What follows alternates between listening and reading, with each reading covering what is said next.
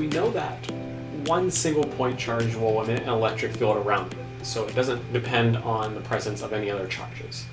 Now, if every single charge emits an electric field, what that would then mean is if we did have more than one charge, and I wanted to find the electric field at some point in space which has nothing at it, no charges at that particular point in space. If I wanted to find the electric field at that empty point in space due to other charges around it, I could do that because we know how electric field works for every individual charge, so we can draw out the vectors and we can add them or subtract them from each other. So let's take a look at another example with multiple charges. So multiple electric fields from point charges. So we have two charged particles. The charges are given, positive 7 and negative 14 microcoulombs. They're separated by a distance of 10 millimeters. So what we want to find is the directions of each electric field at some point which is in the middle of the two. So we can see that there is some point in the middle of the two right here. It's a point which is 4 millimeters away from the positive charge. So the distance from the positive charge to this empty point in space is 4 millimeters. And since we know the total distance is 10, that other distance has to be 6. So at this point, we want to know what are the directions of the electric fields from those two charges, and what is the net or total electric field at that point. So in this example,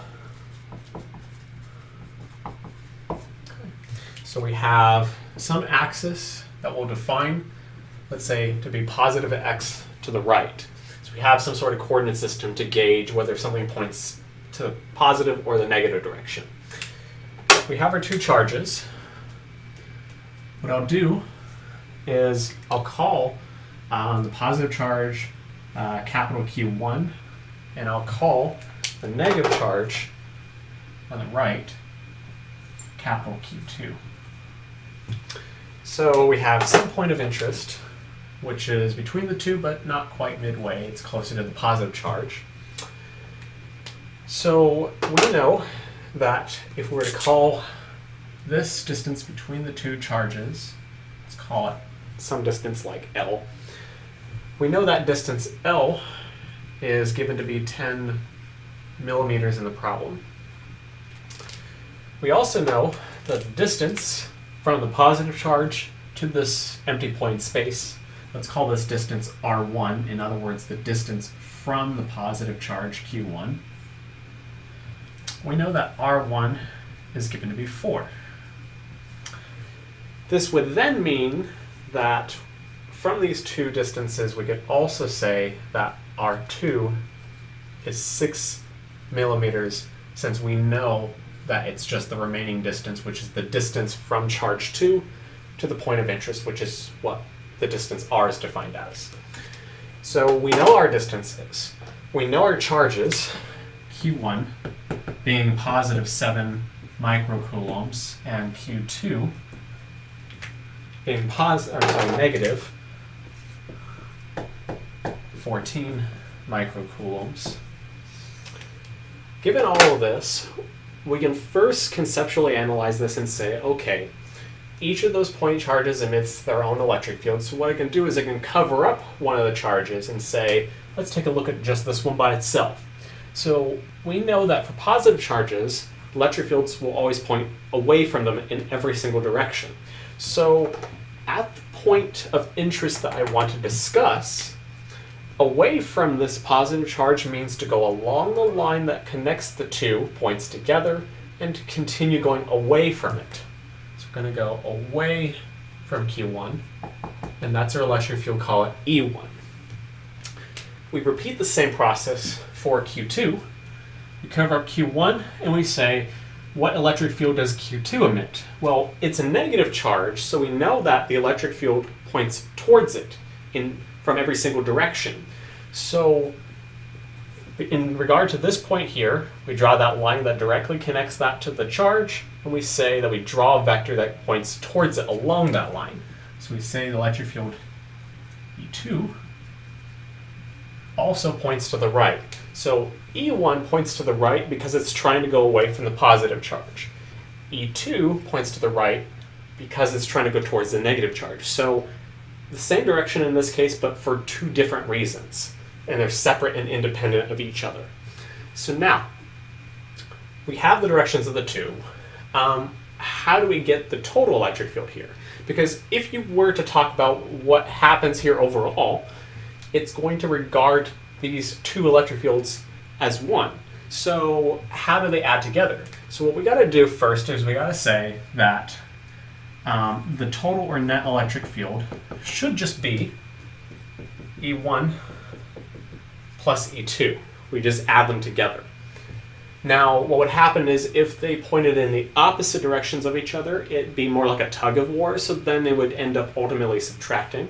But we'll deal with that direction later. So for right now, we're just going to say we add the two together.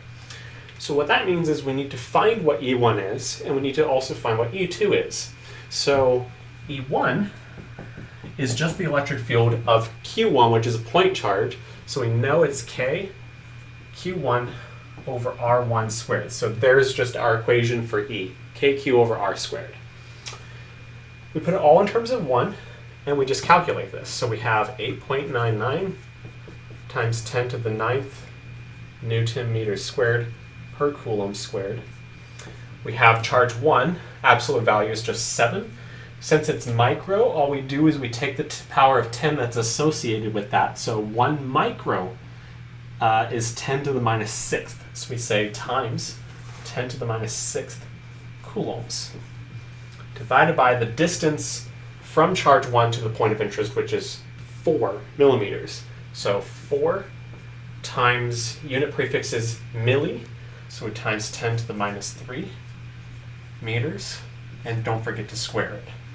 So we find that the value of E1 is 4 times 10 to the minus 3, square it, it's in the bottom, multiply by Coulomb's constant, and the charge 7 times 10 to the minus 6th.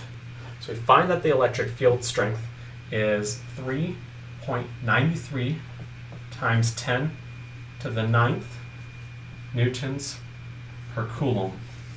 Okay. So that is just the magnitude of the electric field for only that charge, independent of anything else. We do this again for charge 2. So we say that E2 equals K Q2 over R2 squared. So that's going to be the same Coulomb's constant. We have the charge, which is now absolute value is 14 times unit prefix is micro. So we have 10 to the minus 6th coulombs divided by the distance from charge 2, which is the distance R2, which is 6 millimeters. So 6 times 10 to the minus 3 meters. Don't forget to square it. E2 is, so we have 6 times 10 to the minus 3, square it. It's in the bottom, multiply by Coulomb's constant, times the charge, 14 10 to the minus 6th, and we find that it's 3.50 times 10 to the 9th newtons per coulomb. So we have the value of E1, we also have the value of E2. So now that we have how big the two vectors are, E1 and E2, if they point in the same direction, we know they're just going to add together. So in this case, we just say, okay, E1 is in the positive x, so therefore its value is positive. We say that E2 is also in the positive x, so therefore its value is also positive. So we're adding two positive values together, and we'll get an answer for that. So we have that this implies the net or total electric field is, now when I add E1 and E2 together, you can just shove it into the calculator and just be on your way.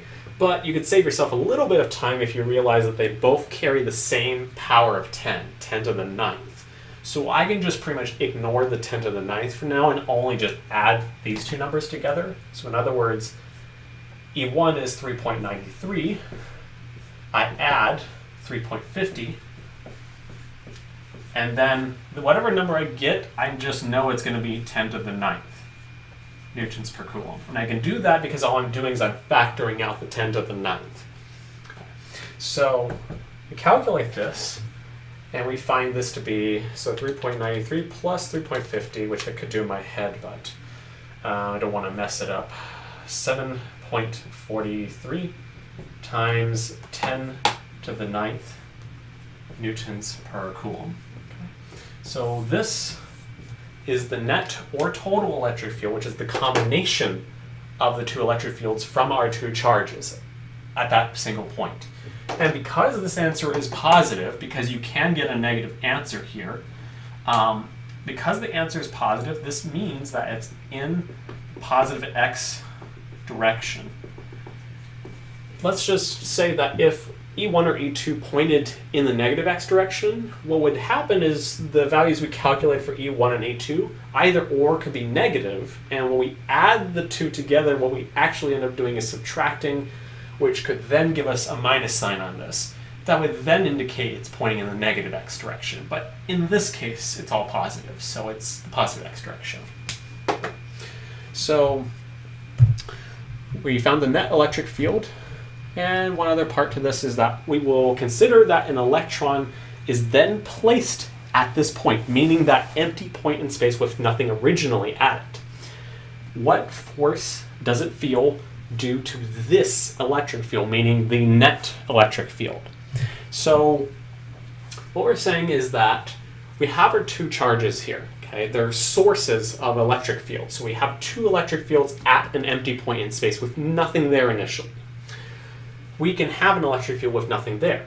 But now, what we're going to do is we're going to consider that we then take an electron and we drop it into position at that point.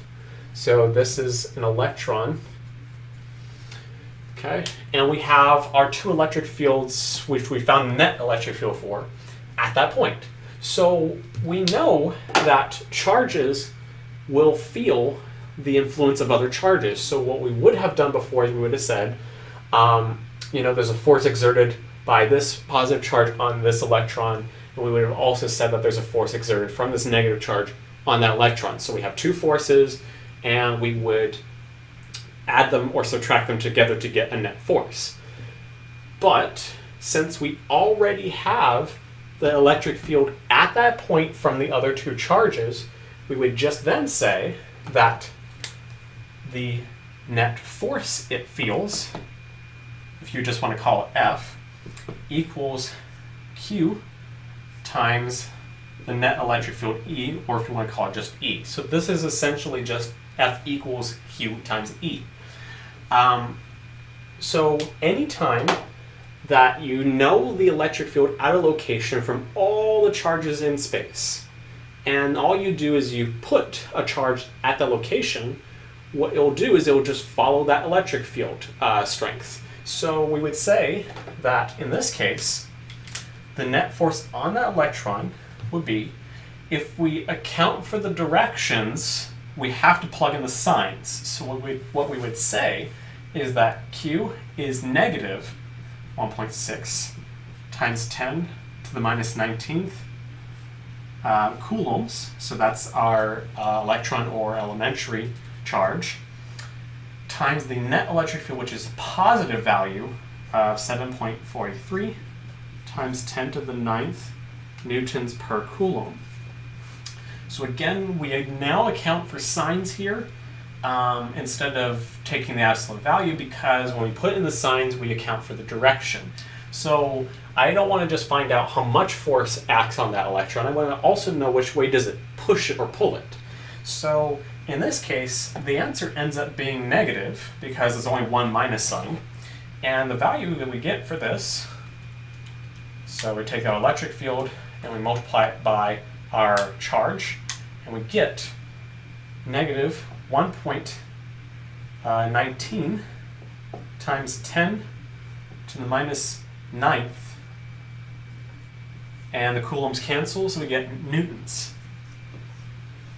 Okay. So this answer being negative indicates that it's in the negative x direction. So what we see here is that if you have a negative charge in an electric field, that charge won't follow the electric field, it'll go against it. If it was a positive charge, let's say if it was a proton instead of an electron, then it would have gone with the direction of the electric field. So we conclude that positive charges follow electric fields and negative charges go against electric fields. That is a rule of thumb that we can construct given that we have a net or total electric field that we know. So for this charge here, so if we just look at, forget the electric fields, why does it go against the electric fields? We can look at the charges that are around it and make sense with the fact that this negative charge probably doesn't want to get any closer to this negative charge, so it would repel this away to the left. And meanwhile, this positive charge would try to pull it towards it anyway. So it should make sense that this electron wants to move to the left from this electric field which points to the right.